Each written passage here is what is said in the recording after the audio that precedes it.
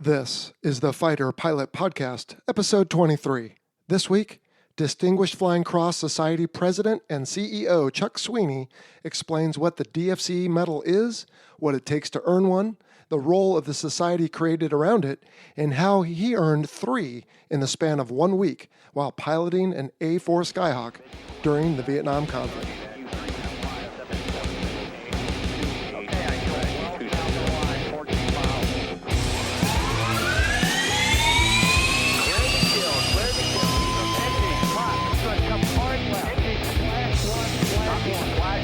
Welcome to the Fighter Pilot Podcast, the internet radio show that explores the fascinating world of air combat, the aircraft, the weapons systems, and, most importantly, the people. Now, here's your host, retired U.S. Navy fighter pilot, Vincent Aiello.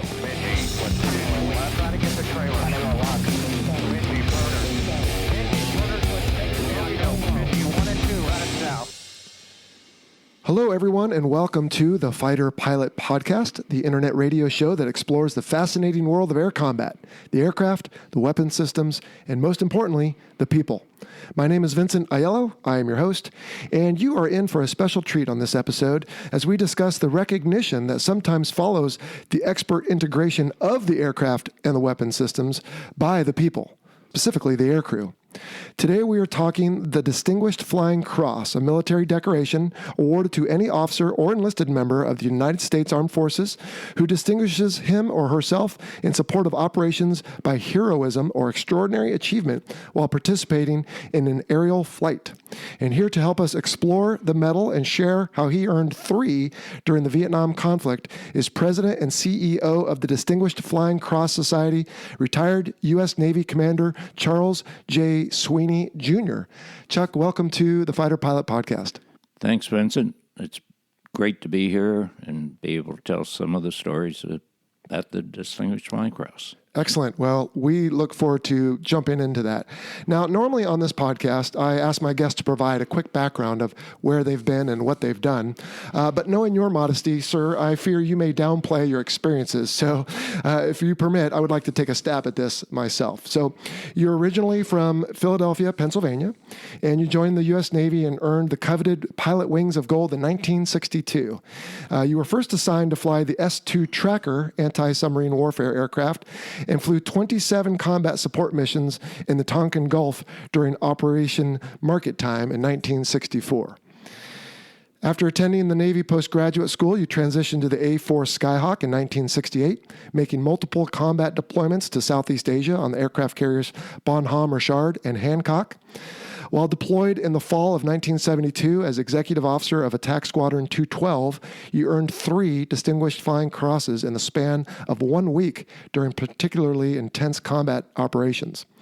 You went on to numerous follow-on assignments before retiring from active duty in 1980 after 22 years of faithful and honorable service.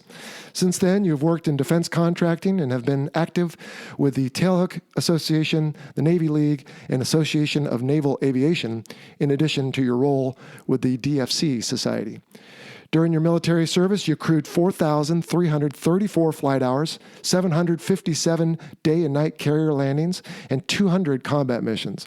Your recognition and awards include 3 Distinguished Flying Crosses, 4 individual and 19 Strike Flight Air Medals, and 2 Navy Commendation Medals. You hold a bachelor's degree in physics and electronics and a Master of Science degree in aeronautical engineering. Phew, did I get all that right? Yes. Wow. You got it. So you were doing operations at the Gulf of Tonkin in 1964. Had the conflict even started by then? We got there right after the conflict started. Wow. We were tracking some Soviet submarines and all of a sudden pulled up stakes, moved down to the Gulf of Tonkin and started doing the market time, looking for junks, moving stuff, ammunition, etc., down the coast to South Vietnam. Sure, for the insurgency. Now, you identify as a junior. Any relation to Charles W. Sweeney, the pilot who flew the bombing mission on Nagasaki in 1945? No relation whatsoever. Okay. Some people say, was that you? And I said, no. Well, you're not that old, sir. That's what I say, too. Besides that, he was Air Force and a general Yeah, he ended up going on to be a major general. Okay. Now, simply flying in combat is not enough to earn a DFC. What's special about this particular distinction? The Distinguished Flying Cross is the highest aviation award, and it's the fourth highest medal for valor. You have the Medal of Honor, you have the Navy Cross, you have the Silver Star, and then you have the DFC. It's for doing things that are exceptional, above and beyond, not above and beyond as in the Medal of Honor, but doing something that's, they say, heroic. I just think it's what we're trained to do, and most of us feel the same way. We were just doing our job when we were awarded this. Well, recipients of this are known for their modesty. So now this is in precedence above a Bronze Star and even the Purple Heart. Is that correct? That's correct. So for the listeners, when you see someone wearing medals or ribbons at a ceremony, let's say in their uniform, the order of each one of those is important. One has a higher distinction than the other. Of course, the Medal of Honor being the highest, and I don't think, do we even wear that? Or not we, but those who get it. Is that around the neck, I believe? That's around the neck. Right, yes. Okay. But then, like you said, the Navy Cross and some of the others will be higher, and some of the lower campaign ribbons and various things, good conduct, will be down at the bottom of that order of precedence. Okay. Now, the first recipient of the Distinguished Flying Cross Medal was Charles A. Lindbergh, if my research is correct. He was then a captain in the Army Reserve, and it was awarded in recognition of his 1927 transatlantic crossing that I believe listeners should be familiar with, in the aircraft known as the Spirit of St. Louis. Who are some other notable recipients the listeners might recognize, recipients of the DFC? Some of the other ones are President Bush 41, who received his in World War II, Jim Lovell, Apollo 13, Jimmy Doolittle, but not for the Doolittle raid. Every pilot and air crew on that raid received a DFC except for him. He received the Medal of Honor, but he had received 2 DFCs prior to that for pre-World War II. Anyway. Okay, excellent. And Coast Guard members get it for, like, Katrina. And so, there's a lot of people that were awarded the DFC. So some of the response air crew in Hurricane Katrina, I believe that was 2005, were awarded the DFC. Yes. Wow, outstanding. Okay, well, my research suggests that Senator McCain, also a DFC recipient, George McGovern, former presidential candidate, Clark Gable, actor from Gone with the Wind. Yeah, and Jimmy Stewart. No kidding. That's interesting. General Chuck Yeager, for those of us who grew up in Southern California, Cal Worthington used to see his car sales commercials. Yes. I wonder, that must have been from World War II, I would guess. That was World War II. Okay. I tried recruiting him a couple times. Never got through to him. But recruiting into the society? Society? Okay. Excellent. Well, we'll talk in a moment about the society and what it does, its outreach programs and whatnot. And civilians have even been awarded the DFC, as I understand. Looks like Glenn Curtis, aircraft designer, and Amelia Earhart. Right. They eventually stopped. Congress passed a law saying no longer would civilians be awarded it. But they didn't stick to that, and eventually the Wright brothers were also awarded. Right. One of them posthumously. Wow. But several of them were awarded long after they said no more civilians. But there haven't been any for years. For civilians? For civilians. But they still are awarded today, right, during recent combat operations? Oh, absolutely. There were some just last year, several A-10 pilots were awarded the DFC, and there are a number of them. Most of them are like A-10s or helicopters, rescue helicopters in general. And again, it's not just for, I mean, they might argue, the pilots would, like you just did, that they were doing their jobs, but there's something usually a little more, not elaborate, but I can't think of a word to, there's something more going on. Like in the case of the A-10 pilots, they were credited with saving the lives of 50 American soldiers on the ground. Right. So there's something more that goes into a Distinguished Flying Cross award.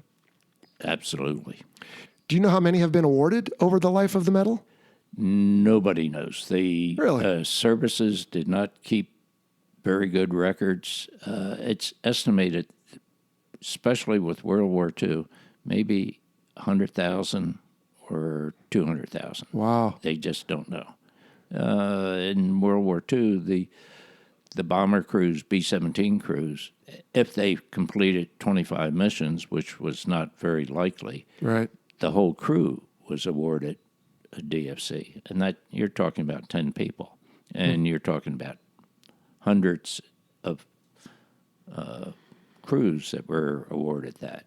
And in that case, that wasn't for something special, although I think it was special that they could get through 25 missions. Right. Now, the movie Memphis Belle captures that story a little bit for that Yes. particular crew. Yeah. Okay. So in that case, survival was enough when survival was against the odds in and of itself. Absolutely. Wow. Yeah. That's been changed. It's now, it was originally designed for individual actions, and it was, the ironic part is, it was originally designed to, and came into being in 1926, and it was designed for World War I pilots. And up until recently, there were no World War I pilots that were awarded one.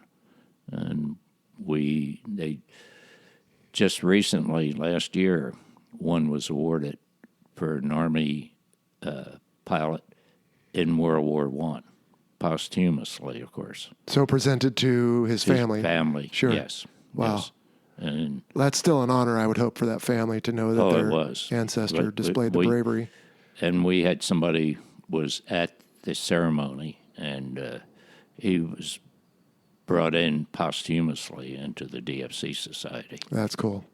Now, what is the mission of the DFC Society, and what are some of its outreach programs?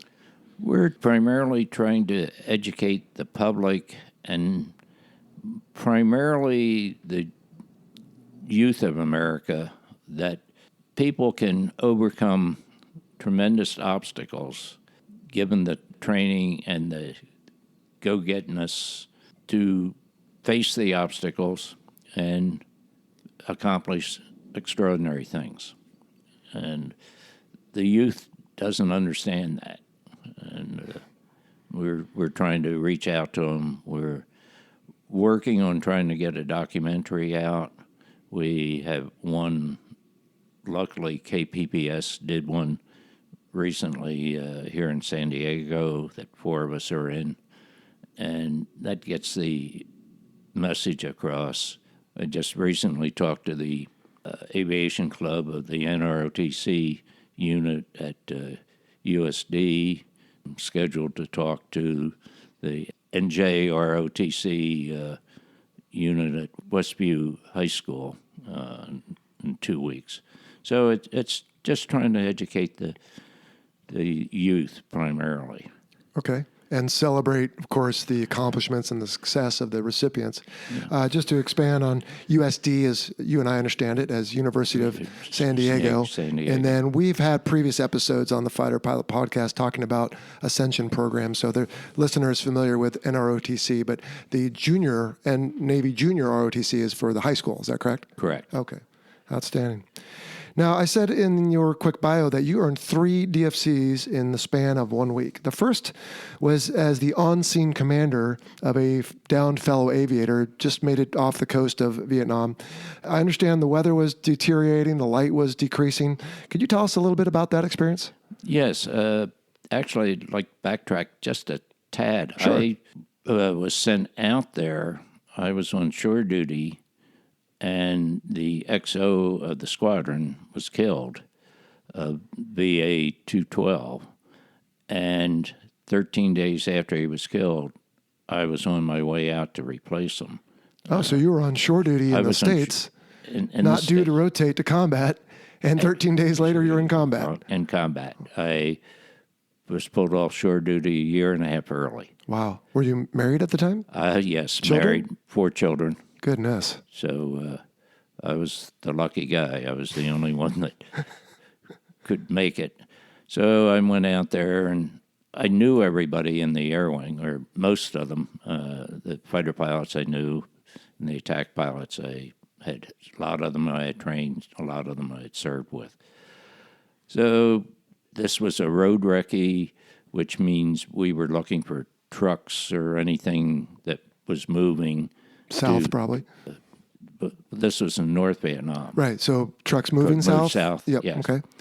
And I was the division lead, which means I was responsible for 4 airplanes, but we broke off separately. One section, they made runs on the truck, found some trucks, but they got hit on the 3rd run. He managed to get the plane out over the water before he ejected, and I became the on-scene commander and was responsible for getting a hold of the helos, assigning aircraft to escort the helo, assign aircraft to go after the AAA sites that were around, and things like that. And we managed to get them out and kept them out of the Hanoi Hilton. It was late in the day. Had been a storm, which kept the small boats ashore, which was a plus, but it was a minus because the waves were pushing him toward the beach. Oh, dear. And basically, it worked out well. And one of the AAA sites, I got a little too close in one of my circles, and they started popping at me, and I thought, well, I still had 6 bombs, and I thought, I'll take care of them later, which I did, probably shouldn't have, but I didn't want to just jettison the bombs. But as I was getting ready to roll in, a voice came up over guard. It sounded like God. It said, Flying Eagle 312, this is Jehovah. Report all chicks' feet wet. Well, Jehovah was the personal call sign of the Admiral. Oh, wow. And I had to think, do I want to go in and drop the bombs? Technically, I should have just stopped and come back and reported everybody was safe. But I decided he can't see me, so I rolled in, dropped the bombs, got some secondaries, and actually saw the gun barrel fly up in the air. Wow. Not recommend it. And I tell people, don't do this just because I did it. I got away with it, but and then I reported all chicks' feet wet, which meant everybody was safe, and we got them back. That's an amazing story. Recently on this podcast, we had Bill Willie D. Driscoll on the show, and he told his story on May 10th, just a few months before this, of 1972, when he was coming feet wet and was hit by a surface-to-air missile, and he was the one in the water while the rescue was going on around him. So now we've had different rescue, but similar story told from the sky point of view, so I appreciate that. And so that, I didn't realize, so that was one of the 4 that you had led out there, was the fellow in the water. Yes, he was. Okay. He was one of the 4. And so you got him back aboard the ship that night. When is he okay to go again? He ended up spending the night on the destroyer, and then he came back to the carrier the next day. But he said he didn't like the brandy that they provided him on the destroyer. So. Off the record, I'm sure. Yes. Yeah. Well, flight surgeons were authorized to do that. Had been rescued. Okay. So all right. It was legal. Okay. Now, did he go on to fly again on that deployment?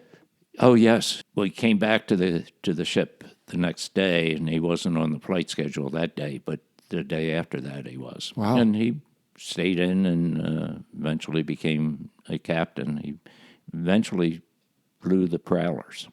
Oh, okay. The EA-6B? Yeah. All right. Yeah. Did you keep in touch with him after that, or was it? Well, I got in touch with everybody because about 8 years ago, we were going down to Pensacola for our convention. Okay. And my roommate, when I was going through flight training, was the magazine editor for the museum magazine. He said, would you do a story about this rescue? And I said, sure. And he said, but I want it from the helicopter viewpoint, not just your 12,000-foot viewpoint. And I said, well, Earl, that sounds good, but how am I going to do that? He said, well, don't you know the names of the people? I said, I probably have them written down, but you got to realize this was 30-some years ago.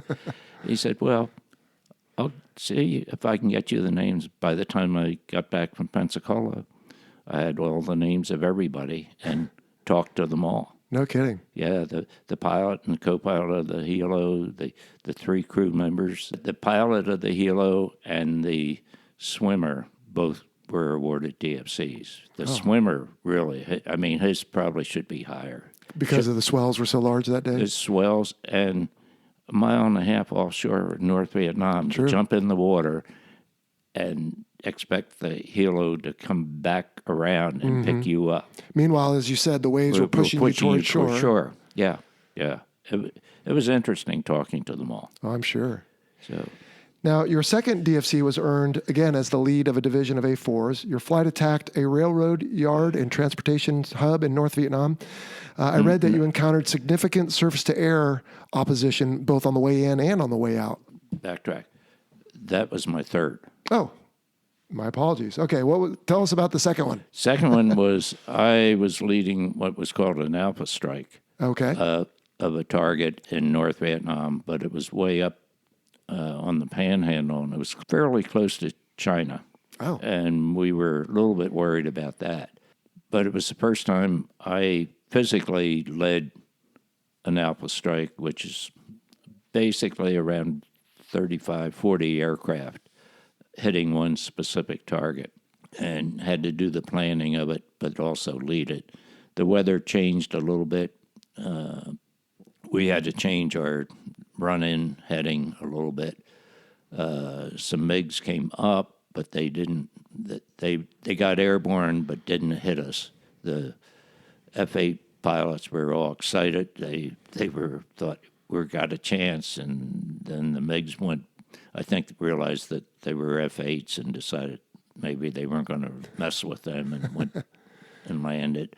And we a little bit, some AAA, but there weren't any SAMs up in that area. Okay. So that was a successful mission. We got a lot of good hits. And then the next day was when I led a division of 4 airplanes, A4s, it was on the outskirts of Hanoi. And we knew there'd be a lot more opposition there. As we were getting ready to make a right turn, a SAM came up, and it had my name on it, or my division's name on it. And we got the signals that they were launching it and saw it launched. And back then, they were SA-2s, and what you had to do was, when you knew it was pointing at you, tracking you, you had to do a barrel roll around it, but you didn't want to do it too early, and you had to do it when it looked like a flying telephone pole. And I kept asking for a better definition, being an engineer. Can't you define it better than that? And everybody said, trust us. You'll know it when you see it. And guess what?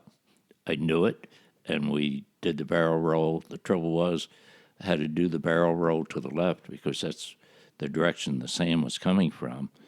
And just as that strike group was making their right-hand turn, so by the time we got out of the maneuver and the SAM went up over us, and I don't know whether it exploded up in the air or just came back down. We lost track of it and didn't care. But then had to catch up to the strike group. And then as we got closer to the target area, it was on the outskirts of Hanoi. A couple more SAMs came up, but didn't even really affect our whole strike group. And got ready to roll in and realized that the section that I was supposed to hit was underwater, so I had to pick another target that was in that same general vicinity, and found a train that was a little bit underwater, but not completely, and we hit that and got some secondaries. Underwater train? I mean, was it flooded? I mean, the area was pretty flooded. Okay, so monsoon season? Monsoon season, Okay, gotcha. yeah. So they just kind of live through that if they can, and then when it dries out, they pick back up? Yeah. Okay. Yeah. Now, what's the risk in being separated from the strike group? I mean, I think anyone who watches National Geographic knows that as soon as the one water buffalo gets separated from the herd, the lions have their way. So, Yeah. same idea? It was the same problem because the fighters were all at a little higher altitude than the attack birds, but they were protecting the whole strike, but we weren't part of the strike. So if the MiGs had come after us, they would have picked us out until we got under the cover of the Of your the fighters, sure. Yeah. So, that was the worry a little bit, but we just poured the coals to it and caught up as quick as we could and kind of cut the corner because they ended up having to make a left turn to go into the target area. So you were able to cut the corner. Cut across. Sure. So that was another, like I say, that was 3 in a week. Wow. Wasn't bored that week. No, I would say not. And essentially you didn't know until later what had happened. I mean, that you were awarded. You're keyed up for the Yeah, game, so yeah. you're not thinking too much about No, right? you don't go in thinking, I'm going to go get a DFC. No. You never do. No. You just circumstances. And actually, for a long time, I thought I had 4 in that week and I thought I had lost the paperwork for the first one because I never could find it. So when I joined the DFC Society, I finally said, I got to find this. So I sent it off to St. Louis for my records, and it came back, and it only had the 3 citations. And I finally started looking at some of the individual air medal citations, and I realized one of my DFCs got downgraded to individual air medal because the 3 of the air medals, individual air medals, were signed by the 2-star admiral, and 1 was signed by the 4-star. So somebody at the staff seemed to think, 1, either I didn't deserve it for that, or that maybe 4 in a week was too much. I don't know which. It takes nothing away from your bravery and heroics, Chuck. So we want to thank you on behalf of all my listeners for that. Just for fun, though, do you happen to know, is there someone who has, what's the highest number of DFCs someone has? As far as we know, the highest is 13. Wow.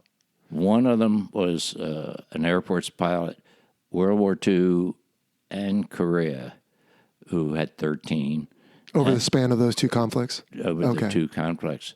And then the other one was my CO, my commanding officer of VA 212. Really? Duke Peacher. He was a commander at the time, and he was awarded 13. And I think that was all in the same period of time, all in 72. 1972. Yeah. So he averaged more than 1 a month. Yes. Goodness. Of course, you weren't deployed then. Because the cruise was usually 6 That's six what I was about months, to say. so it's 2 a month. Wow. And the CO of the sister squadron was Stan Arthur, who eventually made 4 stars. He had 11 of them. He was awarded 11 of them. Well, 1, 11, 13, they're all heroes to me. That's amazing. Yeah. Chuck, the A-4 is a small single-engine aircraft.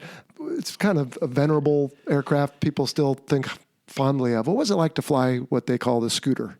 It was an outstanding airplane.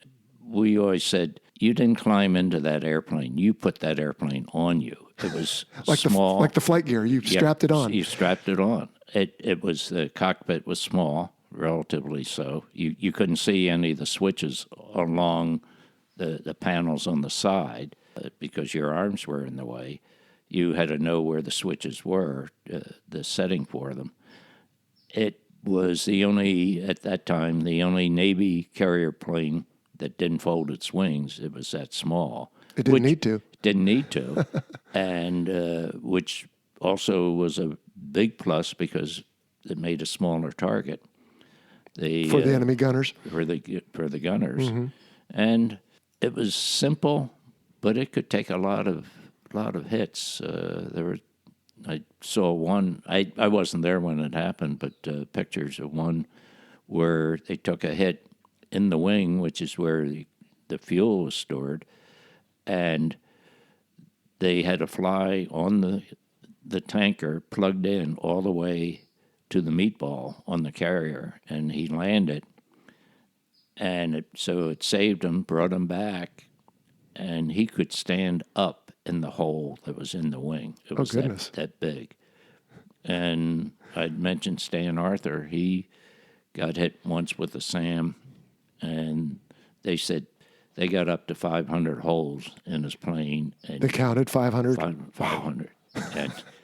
And he landed that at Da Nang, and it flamed out right before he landed. But and he was able to glide it in? Glided in. That's amazing. Yeah. So aircraft on a carrier will fold their wings so they can park more aircraft in a smaller space. And your wings were small enough that someone decided you didn't have to do that. Yeah. And then when you said the word meatball, that is slang that you and I understand for the light reference system that pilots use to land on board the carrier. So this particular aircraft was streaming fuel, probably taking it in during the tanking as quickly as it was streaming out. So the tanker pilot broke away right as he was on that light reference system to land, seconds later on the carrier? Later. Yeah. That's also some bravery. As the nomenclature suggests, the Skyhawk was used mainly in the attack role over Vietnam. What were some typical loadouts for your strike missions? Most of ours we would carry 6 500-pound bombs. But on that cruise, we were the walleye squadron, so we had these initial smart weapons. They were glide bombs, but they had a TV, a camera in them, and we had a little receiver in the cockpit, and you could lock onto a target. And it was the first of the smart bombs. If you locked onto a window, it would fly right through that window. Wow. Trouble was to make sure you got a good lock on and all. You had a tendency to get a little lower than we really liked going. And then sister squadron, BA-55, had the Shrike, which was the anti-radiation missile. Predecessor to the HARM, I believe. Yes. Mm-hmm. And then the 164, which was Stan Arthur's squadron, had the laser-guided bombs. They were 500-pound bombs, but they had special fins on them and laser tracker in the nose, but somebody had to laze it. Well, we also had a 2-seat A-4 with us, and the guy in the back of the TA-4 would laze the target, and then everybody else would toss their bombs into, quote, the basket, and it worked well. But so he had a pod that would allow him to send a laser beam that is pulsed to a certain code that the bombs would know to seek and home in on, essentially. Yes. And all go to the target. That's impressive. Yeah, it wasn't a pod. It was a handheld laser. Oh, it was a handheld? Oh, gosh. It was a guy in the back. So did he have to stay in like an orbit, like a left or right-hand turn? Yeah. Wow. Actually, even did that over the Thanwha Bridge. Goodness. Yeah, so that took big set. Is he in your society? No, they would get guys. They actually sometimes had fighter pilots that wanted to go up and do that. Really? I have no idea why. That didn't sound like a good thing to me. No, I would say not, especially loitering fairly predictably over enemy territory. Yeah. Surface air missiles or AAA come up, flak, and you've got problems. Yeah. Okay. Did you ever carry any air-to-air weapons?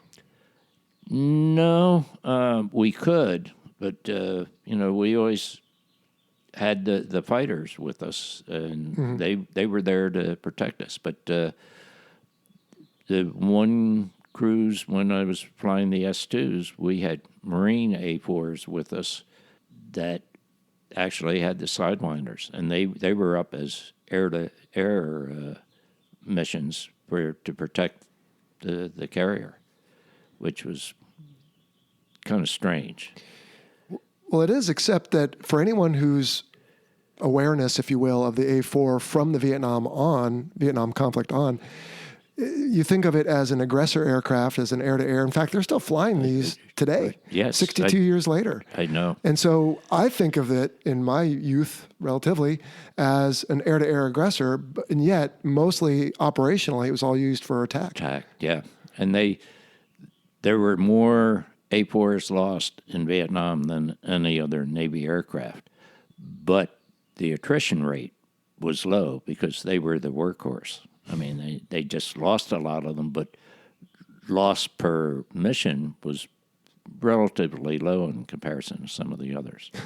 And the ironic part was it was originally designed as an atomic bomber, and that was the reason for the tall landing gear, was so that they could put the big nuclear bomb underneath of it. And the idea was what? It would come in super low and fast and do some sort of lob and try to get out of there in time? Oh, yeah. We practiced that. Even during Vietnam, we were practicing that. Wow.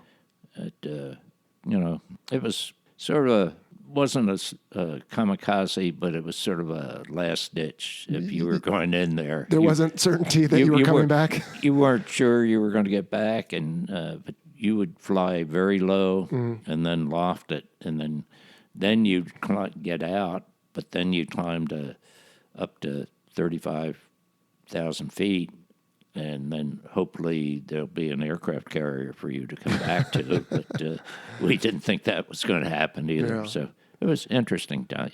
I would say. Are you familiar with the name Dick Stratton? Yes, yeah.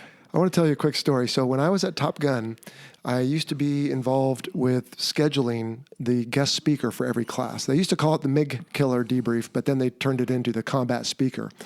And I had at the time, and still do, a book called And Kill MiGs, and it's a compilation of stories of different, air-to-air kills. And as I would coordinate for all these speakers to show up, I realized that several of them were in this book, their stories were. So I started getting each of their autograph when they would show up. I'd say, hey, thanks for being here. By the way, do you mind to sign this?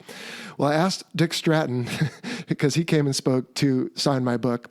And where he saw that other signatures had put, 7 guns kills in the case of one gentleman from Israel, so many kills from Willie D and Duke.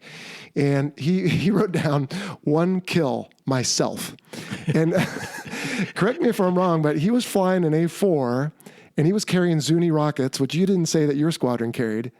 And do you know what happened next? I believe he fired some Zunis and one of them exploded in front of his aircraft and spotted his only engine, and he ended up shooting himself down. That's a true story. And there's another true story. Do you know T.R. Schwartz? I know the name. I'm not sure why I would, though. What was... T.R. shot down a MiG with a Zuni rocket from an A-4. That's probably why. Yeah. And I think he was in that book. He's always up at... he lives here in San Diego. Okay. He's always up at Tailhook. He comes to a lot of the Tailhook functions. Comes to some of them. Not so many. Well, you'll have to introduce me next time we're there together, Chuck. Yeah. Now, a Zuni rocket is an unguided projectile, like a bottle rocket, essentially. It is. How on earth did he... I guess we'll have to see if I can get him on the show, but how did he pull that off? He had the rockets because he was a flak suppressor. He was to take out the guns, and this MiG jumped him, and TR was able to outmaneuver him and get the MiG in front of him, and he thought, why not? I'll fire the Zuni, and hit perfectly. First try? Yes, yeah. Tell me he's in your society, Chuck. No, I haven't been able to get him in. Okay. He has a DFC. Okay. But so if you're awarded a DFC, it doesn't mean you're automatically in a society. This is like a group that you join? Yeah. Okay. Yeah. You have to sign up. Some people, it takes a while. Sure. Jim Lovell was the one that convinced me to become a tailhawk pilot. I didn't get into that part of the story, but when I first came in the Navy, I joined the Navy to see the world. I was working as an engineer, and they brought me in as an aeronautical engineer, and they sent me to Pax River, and I thought, wait a second, I'm working in College Park, Maryland, and I'm going to Patuxent River, Maryland. 60 miles or 70 miles down the road. That's not seeing the world. 3 years and I'll be out. Well, it didn't work out that way. I started getting a little interested in flying, and then Jim Lovell started taking me up for individual flights, and then he said, okay, you're thinking about going through flight training. You don't want to become just a Navy pilot. You want to become a tailhawk pilot. I said, yeah, Jim, that sounds right to me. I'll go do that.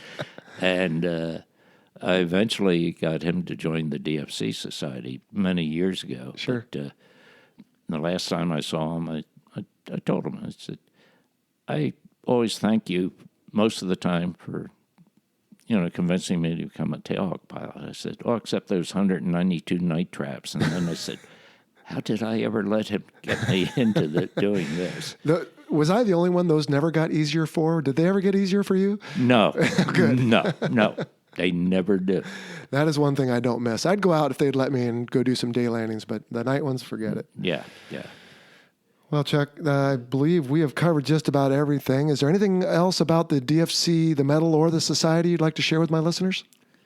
Well, we had our convention in September in Dallas, and the theme of it was the heroic women of the DFC. Oh.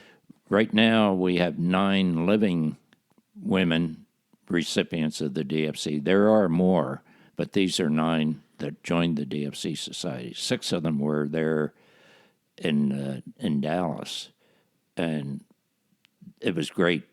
I had met 2 of them prior to that. The other 4, it was the first time I had met them, but I had recruited them all. But they're just, I would have flown combat with any of them. Man, woman, black, white, Right. doesn't matter. Doesn't matter. Doesn't matter. It's too bad the rest of society isn't more like this, because it's about capability, bravery, honor. Exactly. And I'm so glad that the DFC Society still joins to celebrate that and pass it on to the next generation, as you stated. That's what we're trying to do, too. Outstanding. Yeah. Well, the website is dfcsociety.org. I'll put a link to that in the show notes for this episode. Now, before we go, we have a tradition here on the Fighter Pilot Podcast to explain call signs. Now, I don't even know. Do you have a call sign, Chuck? No, I don't have one. Back in those days, most of the attack pilots did not. The fighter pilots all did. I'm not sure why that was true. A couple of the attack guys, if they fouled up something, they would get, one of them in particular was Nordo, which meant, Nordo is a word meaning no radio, and he got that because he a couple times claimed he had no radio. 2 of the times he had disconnected his helmet, so it was kind of more of a Dilbert.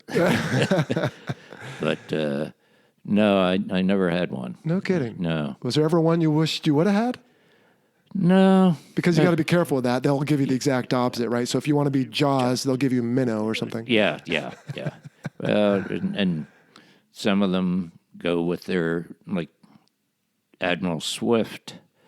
Not so. Of course. Not Yes. so. We did have an episode on call signs, so our listeners are aware of anyone who's swift or wise or strong. Yes. Not so. That's right. Yeah. Outstanding. Well, Chuck, I want to thank you on behalf of the listeners and myself for your time, for your bravery, for your honor, and for everything you do for the DFC Society, because that is helping to explain and promote good old-fashioned values of service before self and sacrifice. And you embody that. You promote it. So we just want to thank you. Thank you for coming on the show. And thank you for what you continue to do day in and day out. It's been a real pleasure speaking with you, Chuck. And unless you have anything else, I think we can wrap it up. Well, I enjoyed it. I really like talking about things. But, excellent. Well, we enjoyed listening. So thanks. Okay. Thank you. All right. Well, was that awesome or what? Chuck Sweeney is an amazing guy. He's one of our local hometown heroes around here on Coronado. Shows up at all the Veterans Day events and Memorial Day events, and we see him at various change of command functions and whatnot. So, Chuck, thanks again. Great having you on the show, and I hope everyone enjoyed what you had to say. I'm sure they did. And just, again, our thanks to you for your service and for taking the time to explain all about the Distinguished Flying Cross and the Society. So Chuck and I recorded that some months ago. I think it was before we did the Carrier series and a few others. So if you heard me refer to other subjects and explain things that since have become a little more obvious, that's because I believe we met back in March for that. So anyway, no big deal.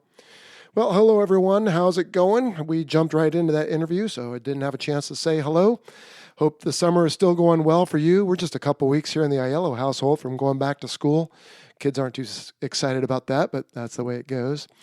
And let's see what's going on in our world. We launched that new website back on July 31st, and it's doing really well. Have had a lot of positive feedback, seen a lot of different clicks and various things. We've got some metrics that tell us what's good and what's not looked at as much.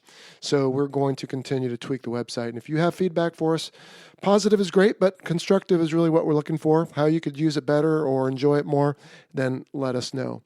I told you previously that I would explain a little more on the Volatus wine. I don't know if I'm pronouncing that correctly. But again, that is a friend of mine who I went through flight school with and was at Top Gun with, and then he went back to Top Gun a couple years later and then got out, and we still keep in touch. And I'm hoping to see him at the annual Tailhook convention coming up in September. And if so, we will record a quick short where he can talk about his wines and let you know what he's doing in that regard. But Hal actually provided the wine for my retirement ceremony celebration a year and a half ago, and it was fantastic wine, and it ships, as it says on the website, to 38 states. So if you're one of those, then you can get his wine right to your door, and I do really recommend the Volatus wine. There was one other thing I wanted to talk about, and that is last episode when I was talking about, someone had asked me what it felt like to drop bombs and shoot somebody down, and I mentioned, I guess it was Mongo, and I think I said Viper a couple times, and I really should have said Willie D, because Viper didn't talk as much about it as Willie D did. But, all of those guys have had that experience, but it was Mongo and Willie D who spoke more about it on the podcast. All right, well, we have a little time for listener questions, so let's start this week with an email. This is from John McGinnis, not sure where he's from, but he says, whenever you see a pilot walking out to his plane, he always seems to be carrying a flight bag for some reason. So what is in the flight bag? Your lunch? Some snacks? How about a newspaper? Well, John, the helmet bag is required on every flight, at least it is in the Navy. And in there, I generally kept my pocket checklist for normal procedures and then an emergency procedure checklist as well. Then you typically have whatever recording media you might need for that particular airplane. We talked about that on episode 7 with Grand. And then you might also have a removable media of some sort. Think of a thumb drive that plugs into the airplane, and the way that works is you can program waypoints and frequencies and a few other things before you get in the airplane, and it saves you time when you're sitting on deck. You don't have to load everything right into the airplane. You can do it ahead of time in your pre-flight planning and plug it in, and it all transfers for you. Other things I used to carry in there was water, earplugs, sunglasses, a bandana to wipe displays or wipe my forehead if I got sweaty. And then, yes, to your point, on longer missions over Iraq, for example, I would pack a couple peanut butter jelly sandwiches down in the galley beforehand, maybe a couple Gatorades or something, and I would take those along. And then, as we talked about on a previous listener question segment, by the end of the flight, you may have less food, but you might have a few piddle packs that have been used in your bag as well. And then everything comes out with you, and you dispose of things as they need to, whether it's overboard for the piddle packs or into the safe for the removable media, etc. All right, next, let's go to a phone call. Hey, Jello. My name is Carson Hawkins. I'm calling you from Atlanta, Georgia. And I would like to, before I get to the question, I'd just like to say thank you so much for the work you put in and, producing these podcasts. This is just an absolute goldmine for an aspiring fighter pilot, and I guess more specifically, an aspiring naval aviator such as myself. I think I can speak on behalf of all your listeners when I say, this is just absolutely remarkable. But, thanks again. Now with the question, the one that I have for you is, what was it like trapping on the carrier for the first time? I'm sure that feeling will stick with anybody. So, what was it like trapping on the carrier? I was wondering. I'm actually an instrument-rated private pilot myself, and, I'll never forget my first solo, but I'm sure trapping on a carrier was just, unbeatable. So thanks again for all you do, And keep up the excellent work. I will definitely be listening as far as I can go. So thanks again, Jello. Great question, Carson. You know, I remember that like it was yesterday, but it was July 1995. So what is that, 23 years ago? And it was a mix of terror, excitement, hesitation. Oh, gosh, I'm not great with the English language, but there's a whole bunch more, all these different emotions that go through you when you're doing that, because at that moment, it is the culmination of weeks, months, and years of preparation. You know, you're always doing, as we talked about during a previous episode, you're always doing the practice landings on any flight when you come back and land at the field. But for the last couple months before you go to the ship, that's all you're doing. You're doing simulators, you're doing briefs, you're doing, self-study, and then you go out and do landing after landing after landing at the field with the landing signal officers, and they're helping you, but you just know it's nothing like what it will be when you get out there. And sure enough, when you do get out there, for me, it was right here off the coast of Southern California on the Carroll Vinson in a A-4 Skyhawk, and you will have a flight lead in an A-4, an instructor who will bring 3 students in on his wing, and each of you is solo, and he breaks and he comes around. I don't remember if he went off to hold or landed or touch and go or whatever he did, but you're coming down and you're thinking, oh my gosh, this is it. This is what we've been training to do forever. And you have to discipline yourself to look at all the numbers you expect to see, your beam distance, the time that you turn, everything Farva talked about in our day landing segment in episode 13, I believe it was. And so as you come around, it's just, again, I don't know what else to say. It's just crazy. You're like, am I about to do this really? But you don't have time to think about it because you're trying to do the procedures and you're trying to process what you're seeing, because the light is the same and the little bit of the carrier deck is like it is painted on the runway, but that's about it. Everything else is different. And so I want to say when I first came down, I think I might have been too close to the guy in front of me. And so I went around, and then the second time I was too close to the ship. So by the time I turned, I overshot and had to go up the starboard side, which was embarrassing. And the first time I finally trapped, I came around and just tried to make sense out of the ball and everything else. And my very first trap in my career was on the one wire. I'm not proud of that, but that's what it was. And so I wasn't passing anything up, and I came screeching to a halt, and I probably thought, holy cow, what just happened? And I'm sure they were trying to get my attention and raise the hook and get me out of the way so the guy behind me could come around. And yeah, by that first day, I want to say I did 6 or 7. By day 2, I felt like an expert.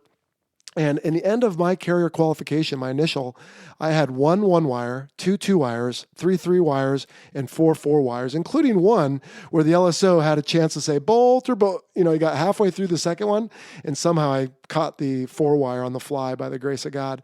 And so I never bolted at first, which was amazing. And then, years later, not years, but a year later, when I came out in the F-18 at night for the first time, I had, I think, 1 or 2 night bolters during my initial CQ. And of course, they had some talking to me about that. But as long as you're mostly safe and they can correct you, then it works out pretty well. But yes, it is memorable. And that's not something I want to experience again from being new. But certainly, as I've said before, if I could go back out in the daytime with enough training, yeah, I think I would. That'd be fun. Nighttime, forget about it. All right, next question. Mike Jochner from Germany. Did you ever have to use, quote, go pills or no-go pills? When listening to you and your guests, I always get the impression that life aboard the carrier is hard, but well-regulated and structured, parentheses, sleeping hours, etc. However, I am sure it really isn't, especially during attack missions, where many crew members are probably sleep deprived and generally under a lot of pressure. So, Mike, I never had to use go or no-go pills, thankfully, but I was never there during particularly intense missions like right after 9/11. I heard those fellows did, and done correctly, it worked. You could have the go pills, which is just a stimulant when it's time to go fly, and when you get home, you might be all keyed up and you need a sleep aid, and you take that, and then right back you go the next day with a go pill, possibly. I heard most everyone did okay with them. I'm sure there were some people that struggled after it was over to wake up or go to sleep, and plenty of people, use coffee and other sleeping aids to help themselves in regular life. So I assume a lot of those guys did as well. But no, I was never in any situation where I needed to use any kind of go or no-go pills. And I'm thankful for that, because I would rather not have to medicate myself like that if not necessary. All right, a question from Duncan. Not sure where Duncan's from. He says, did you ever meet Carroll Lex Lafon? Lex is his call sign. He was in the Navy for 26 years and reached the rank of captain. He flew FA-18s his whole career, except when he was at Top Gun. Due to the similarities in your careers, what was the chance that you ever came across him? If you were close, do you have any good Lex stories? So, you know what, Duncan, I do not remember meeting Lex. I imagine our paths crossed somewhere. I'm sure we were in the same building, maybe even the same missions, same events at some point. But the sad thing is, I do not recall. But he has an excellent reputation, not only for being a fantastic pilot, but also for a blog that he had, and then tragically also for dying years later as a civilian pilot up in Fallon. And my first awareness of him as far as the name was when I got back to Fallon in 2013. He had died the year before. And so on the 1-year anniversary, I had just gotten there, and they were dedicating a plaque at the location where he perished. And I went out to do that and talk to other people and just became aware at that point. And I think a lot of people were aware of him prior to that, but for whatever reason, I was not. So I'm not totally sure if our paths ever crossed or not. All right, well, we have time for one more quick question. This one comes from Simon in Newcastle, United Kingdom. He says, was there ever a time when flying jets became routine and repetitive, or were you always excited to get into the air? You know, Simon, I'd like to be able to tell you that I was always excited. And looking back, I certainly remember those more than the others, but I'm pretty sure there were times, whether it was in the middle of deployment on some mission that you didn't particularly care too much about, or maybe even when you were home and you just had to go do something to check an airplane or move an airplane somewhere. I'm sure it became routine and repetitive. I don't remember it that way, but anything in life, I think, gets to a point where you lose the newness of it, you lose the excitement, and it becomes a little bit routine. For me, I always tried to enjoy it, and certainly there were things that would make me enjoy it more, like getting a bullseye with a practice bomb or watching the sun go down before a recovery. But yeah, I'm afraid to admit it, but I think there probably was a time, although I struggle with an example. All right, well, that is going to do it for this episode. We've got some other topics we're working on here. Coming up in the future, I want to tell you that I reached out and was able to get a hold of Commander Fravor. So he's going to come and join the show and talk about his UFO experience back in 2004. Also, for those of you who are asking, and there's a lot of you, I am trying very hard to get someone to come on and talk about flight training from officer candidate or training school all the way through to getting your wings and into the FRS. So I'm working on that. Hopefully we'll get that here in the next couple months. Bear with me. We're doing our best. I want to remind you that the views expressed in this presentation are the personal views of myself and my guest and do not necessarily represent the position of the Department of Defense or its components. That'll do it for this episode. I want to thank you for joining us here on the Fighter Pilot Podcast. We'll see you next time. Take care.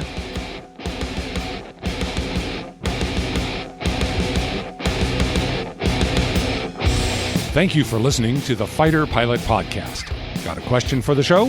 Send an email to questions@fighterpilotpodcast.com or leave a message on our listener line at 877-MACH-101. That's 877-622-4101. Be sure to check out our website at fighterpilotpodcast.com.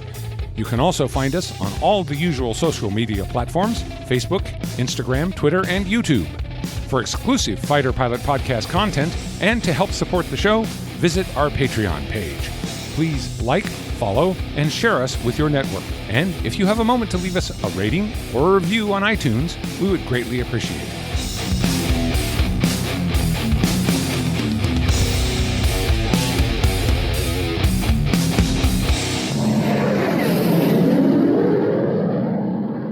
Oh, thanks a lot, Chuck. That was really cool. Hey, have you thought about writing a book? Not myself, but the DFC Society has a book out called On Heroic Wings, Stories of the Distinguished Flying Cross Society. Okay. And it covers the history of the DFC. There are people from World War II, Korea, Vietnam, post-Vietnam, and a special group like Jim Lovell and some of those. And they're based on oral histories that we've done. We probably have oral histories of about 130 of our members. So some of us have maybe a 4-page part in there. Others have a very short synopsis most of the time. It lists their citation for the DFC, but it covers all kinds of people. And that, like I say, a book on me, myself, no, I've never gotten around to that. But my story's in there.